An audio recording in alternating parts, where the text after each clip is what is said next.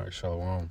First and foremost, I'd like to begin by giving all praises to Yahweh, Bahashem, Yahweh Shah, Bahashem, Rakakwadash. Double honors to the apostles and others of Great Millstone. Shalom to Hopefully Elect. Right, so the title of this video, it will be The Lord Does Not Need Us, We Need the Lord, man. I was watching this video from the Elder Apostle Tahar. It's GMS Declaring the End, his page.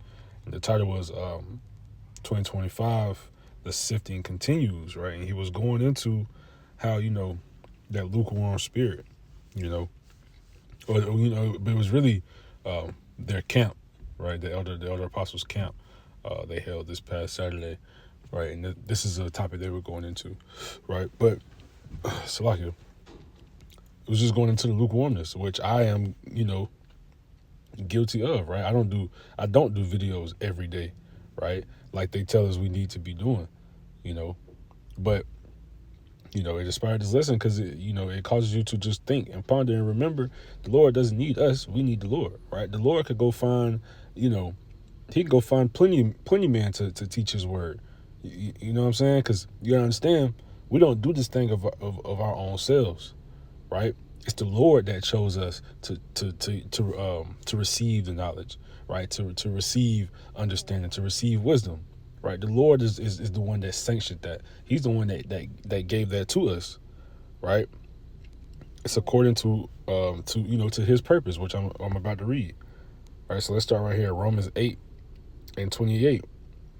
It says, "And we know that all things work together for good to them that love the Most High, to them who are called."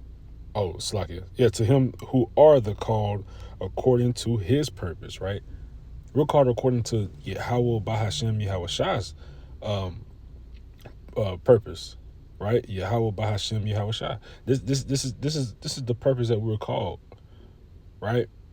Not of our own selves, not of our own validity, not that we do it because we want to do it, but because we were called. The Lord is the one who did this, right? So you can't take that for granted. You can't make it seem like, you don't, what I'm saying, you don't need the Lord, you just doing this because he needs you. No, you know what I'm saying, the Lord don't need you. He can go find plenty of men. There's a lot of men who may have the faith, right?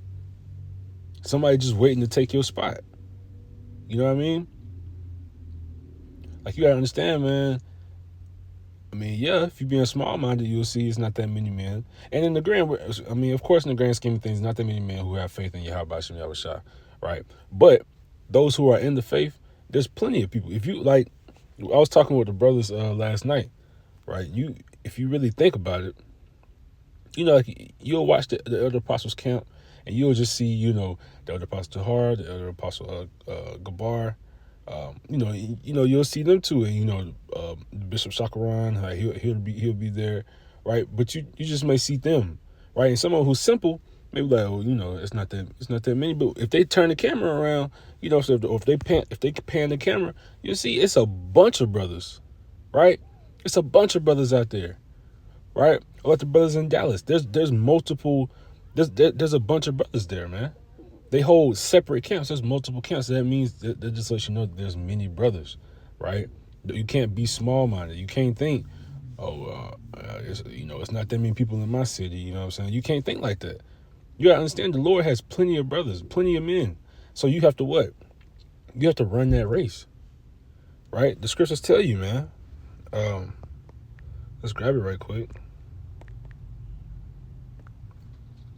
Or better yet, let me say we have to run that race, because I'm 1,000% included, right? 1 Corinthians 9:24. Know ye not that they which run in a race run all, but one receiveth the prize. So run that ye may obtain, man. So we have to run. It's a race, right?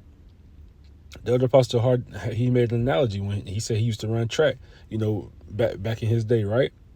And what he said, it's different. You know what I'm saying?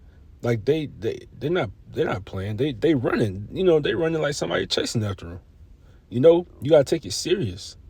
You can't jog, right? You trying to win. You trying to win that race, right? But again, we have to make sure we, pray daily, pray to stay in the presence of Yahweh Bashem Yahushua, because like the elders say, the elders telling us 2025, a lot of brothers gonna fall out of this truth. A lot of brothers gonna be sifted. He said what? The sifting continues, man. A lot of brothers are going to be continued to be sifted off. And we must do our part and pray to Yahweh Bahashem Yahushua that number or that number of people who are being sifted, we are not included. You gotta pray about things like this. You know what I'm saying? This is where I want to read it. Let's read this. This is Sirach 23, and I started 4. Right? It says, "O Lord, Father and power of my life, give me not a proud look, but turn away from thy servants always a haughty mind. Turn away me from vain hopes and concupiscences. I think I pronounced that right. If I didn't, Salakia. It says, and thou shalt hold him up that is desirous always to serve thee. Let not the greediness of the belly nor lust of the flesh take hold of me, and give not over me thy servant into an imputed mind." Because again, the Lord does not need us. So he would turn you over into a reprobate mind, an imputed mind, a wicked mind, as quickly as you came into the truth. Right? You came to the truth one day, right? You woke up one day and the spirit began to dwell. The spirit can leave just as quickly as it came, if not faster. Right? And the thing is, the Most High Yahweh Bashem Yahushua has given me and brothers in our camp the ability or the what's the word I'm looking for? The experience of seeing the brother do that, coming into the truth, overzealous, trying to tell anybody and everybody he ever saw, during that period of time that they're Israelite and they need to come to the fold, yada yada yada, right? Being overzealous. And then one day, boom, the spirit left. You know what I'm saying? So he gave us a perfect example. But again, that's why you gotta make sure you in the right mind frame, man. You gotta understand that we the ones that need the Lord, right? We are the ones who are longing after the presence of the Lord, right? It tells you right here, Psalms 84, right? I want to read this, Psalms 84 and 10, right? Because this is the right mindset to have. You must always remember this, man. It says, "For a day in thy courts is better than 1,000. I had rather be a doorkeeper in the house of my power than to dwell in the tents of wickedness," man. So what it's saying is what? That's being comfortable, man. You being comfortable. You thinking too highly of yourself. You thinking you good. You thinking the Lord depends on you. No, you depend on the Lord. The Lord can take your life quickly, swiftly, right? You in a dwelling tents with the wicked. What are you doing? You laying in bed with Esau Edom. You laying in the bed with America. You drinking of her cup, right? It's being comfortable, right? You want to sit and dwell in the tent. Sit by the fire. Be comfortable. Be good. I'd rather be a doorkeeper. I'd rather stand outside in the cold waiting for Yahweh Bashem Yahushua, man. But this is the way that you have to think. Right? Because again, going back to the point where I was reading in the book of Sirach, he'll turn you over to an imputed mind. He'll turn you over to a reprobate mind, man. So this is Romans 1 and 28. It says, "And even as they did not like to retain the Most High in their knowledge, the Most High gave them over to a reprobate mind to do those things which are not convenient," man. He can cast you away swiftly. Right? There's that parable. I'm not gonna go to it, but there's that parable where it talks about the king. He had everybody inside, and then he came to this one guy. He said, "Friend," he was asking him like, "Where's your garment?" He kicked him out. If you're not prepared, if you're not coming in the right spirit, if you're not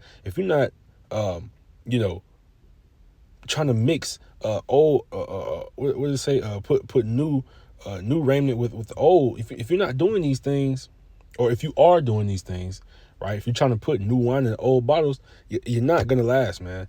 You can't get over on the Lord, right? You can't still be in the world. You know what I'm saying? You can't get over on your how about Shem Yahushua. It doesn't work that way, right? The Lord knows all, man. He searches the deep secrets. He knows the secrets of the heart. You know, you trying to have one foot in, one foot out. You want to do a little lesson on this day, but you still want to be Jake, every other day of the week. It doesn't work that way, man. You got to become new. You got to renew your mind, right? The scriptures tell you that. Be transformed by the renewing of your mind, man. You got to become a new man. You got to be reborn again, right? You got to become reborn, man. And then learn as a babe. Understand that you know nothing until you come into this truth. But getting back to the point, man, we need the Lord, right? He holds our fate in his hands. He holds our destiny in his hands. He holds our lot in his hands, man. We need the Lord. The Lord does not need us. So you must treat it that way. Don't be proud. You have nothing to be proud of. You wicked, right? You have been wicked. You deserve death, right? But thanks be to, Yahweh Shem Yahushua, he sent his son down, Yahushua, to die for you, man. So that way you may, not that you automatically will have a chance to be a part of it, that you just may be a part of the elect. That you gonna barely make it, man. Right? Let me read that.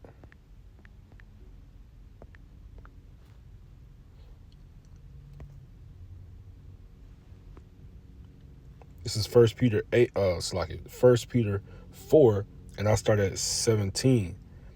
It says, "For the time has come that judgment must begin at the house of the Most High. And if it first begin at us, what shall the end be